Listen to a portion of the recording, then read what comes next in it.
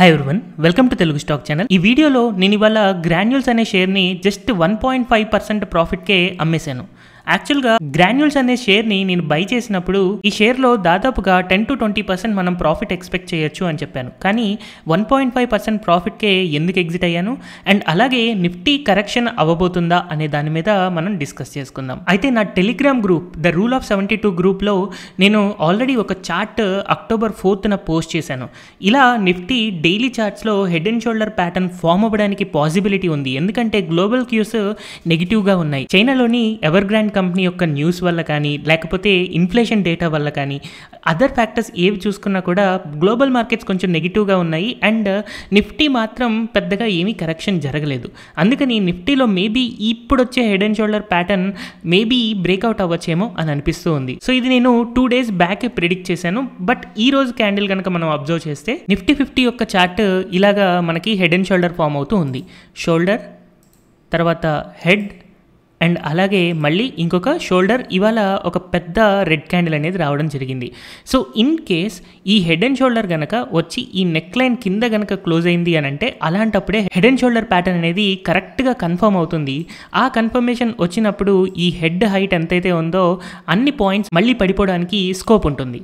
Such that in case ఇది work out అయ్యింది అని అనుకుందాం. ఒకవేళ వర్కౌట్ అయితే మనకి 17,100 లేదా 17,000 దాకా మనం మార్కెట్ కరెక్షన్ని చూడొచ్చు. బట్ ఒకవేళ ఇక్కడ నుంచి గనక పడిపోయి మళ్ళీ 17,500 రేంజ్లో సపోర్ట్ తీసుకొని రివర్స్ అయి పెరిగిన టైంలో మేబీ 18,000 ఆర్ 18,500 లెవెల్ చూడొచ్చు. అయితే గ్లోబల్ న్యూస్ నెగిటివ్ ఉండడం వల్ల ఈసారి ఈ హెడ్ అండ్ షోల్డర్ అనేది సక్సెస్ఫుల్గా బ్రేక్ అవ్వచ్చు అని నేను అనుకుంటున్నాను. అండ్ మోస్ట్ ప్రాబబ్లీ రేపు కూడా కొంచెం మనం నెగిటివ్ మొమెంటం అనేది ఇక్కడ అబ్జర్వ్ చేయొచ్చు. ఎందుకంటే 2 weeks back the complete price action trading course for beginners నేను అప్లోడ్ చేసినప్పుడు అందులో మనం చాలా కాన్సెప్ట్ డిస్కస్ చేసుకున్నాం.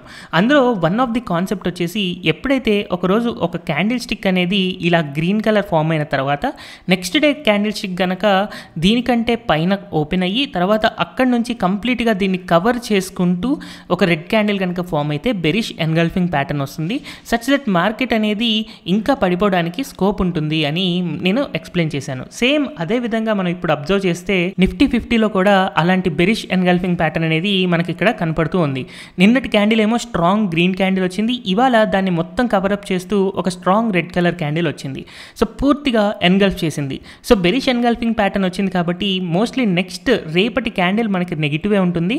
బట్ ఈ లైన్ బ్రేక్ అవుతుందా లేదా అనేది మనకి కమింగ్ 2 to 3 daysలో తెలుస్తుంది. సో ఒకవేళ బ్రేక్ అయింది అని అంటే ఇమీడియట్గా మనకి 17,000 to 17,100 లెవెల్ వరకు నిఫ్టీ వెళ్ళడానికి పాసిబిలిటీ ఎక్కువగా ఉంటుంది. సో ఇలాంటి ప్యాటర్న్ కనపడుతుంది కాబట్టే నేను నా పొజిషన్స్ కొంచెం హోల్డ్ చేసుకోవడానికి రిస్కీ అనే అనుకున్నాను. అలాగే గ్రాన్యూల్స్ ఇండియా షేర్లో ఎప్పుడైతే నేను ఎక్స్ప్లెయిన్ చేశానో ఎందుకు కొంటున్నాను అని, అలాంటప్పుడు ఇక్కడ నేను ఫాలింగ్ వెడ్జ్ ప్యాటర్న్ మీకు చూపించాను. సో ఫాలింగ్ వెడ్జ్ ప్యాటర్న్ కనుక బ్రేక్అవుట్ వస్తే నేను బై చేస్తాను అని చెప్పాను. కానీ యాక్చువల్గా బ్రేక్అవుట్ రాకముందే బై చేశాను. ఎందుకంటే నా ఎక్స్పీరియన్స్ని బట్టి ఈసారి మాత్రం ఇది బ్రేక్ అవుతుంది అని అనిపించింది. అందుకని నేను బై చేశాను. అయితే యాక్చువల్గా నేను కాన్ఫిడెంట్గా లేను. నాకు డబల్ కాన్ఫిడెన్స్ రావాలి అని అంటే 330 పైన క్లోజ్ అవ్వాలి అన్నాను. సో నిన్న ట్రై చేసింది బట్ క్లోజ్ అవ్వలేదు. నెక్స్ట్ డే డోజీ ఫామ్ అయింది. ఆ నెక్స్ట్ డే దీనికంటే కిందకు వచ్చి క్లోజ్ అవుతుంది. సో 3 days 330 లెవెల్ని క్రాస్ చేయకపోవడం వల్ల మళ్ళీ అంతకుముందు సపోర్ట్ ఏదైతే ఉందో ఆ సపోర్ట్ బ్రేక్ అయ్యి కిందకి వెళ్ళిపోవచ్చు. ఇది ఫేక్ సిగ్నల్ అవ్వచ్చు అని నాకు అనిపించింది.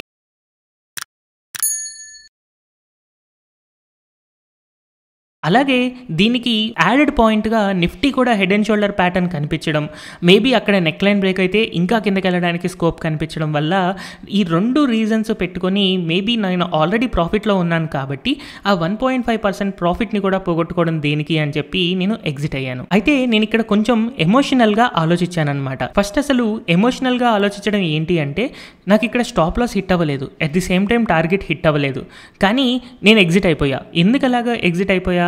నా ఎమోషన్స్, మేబీ నేను లాస్లోకి వెళ్తానేమో అన్న భయం నాకు వచ్చింది కదా, అదే ఎమోషన్. సో ఈ ఎమోషనల్ ట్రేడ్లోకి ఎందుకు వెళ్ళాను అని అంటే నేను ఒక వీడియో అప్లోడ్ చేసినప్పుడు మేబీ నాతో పాటు చాలామంది ఒక పర్టికులర్ స్టాక్ని బై చేస్తూ ఉంటారు. సో నేను ఒక్కడే నష్టపోతే పర్వాలేదు, కానీ నాతో పాటు చాలామంది నష్టపోతారు అన్నప్పుడు నాకు చిన్న చిన్న ప్రాఫిట్స్ వచ్చినా కూడా నేను తీసేసుకుంటూ ఉంటాను. బట్ నా పోర్ట్ఫోలియోలో ఇంకొన్ని స్టాక్స్ ఏవైతే ఉన్నాయో వాటిని నేను ఎగ్జిట్ అవ్వలేదు, ఎందుకంటే వాటిలో ఇంకా స్టాప్ లాస్ అనేది హిట్ అవ్వలేదు అనమాట.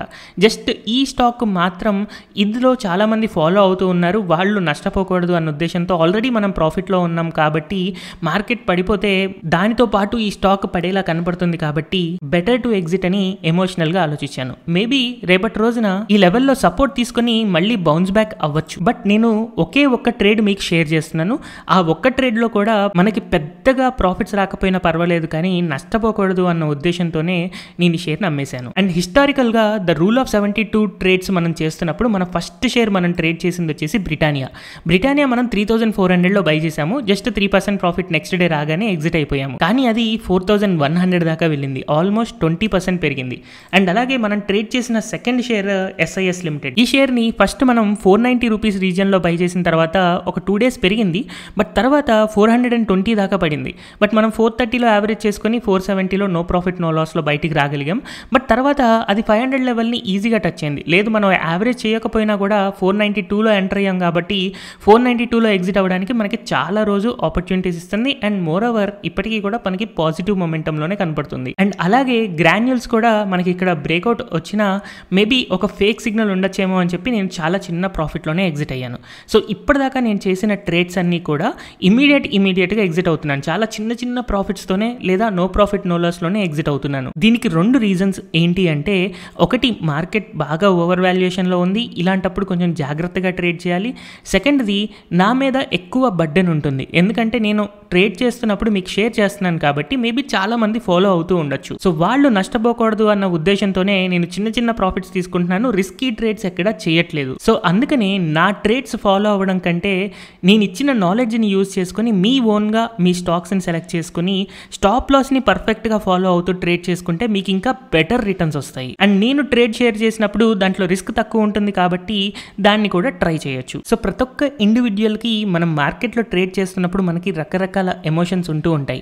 సో ఇలాంటి ఎమోషన్స్కి మనం తట్టుకునే విధంగా స్వింగ్ ట్రేడింగ్ ఎలా చేయాలి అనేది నేను రేపటి వీడియోలో స్వింగ్ ట్రేడింగ్ యొక్క సైకాలజీ మనం ఎలా బిల్డ్ చేసుకోవాలి అనేది నేను ఎక్స్ప్లెయిన్ చేస్తాను. అండ్ ఈ వీడియో నుంచి నేను గ్రాన్యూల్స్ ఎందుకు ఎగ్జిట్ అయ్యాను, నిఫ్టీ ఇప్పుడు ఎందుకు కరెక్షన్ అవ్వడానికి పాసిబిలిటీ ఉంది, నేను చెప్పిన కాన్సెప్ట్ మీకు అర్థమైంది అని అనుకుంటున్నాను. Thank you everyone for watching this video.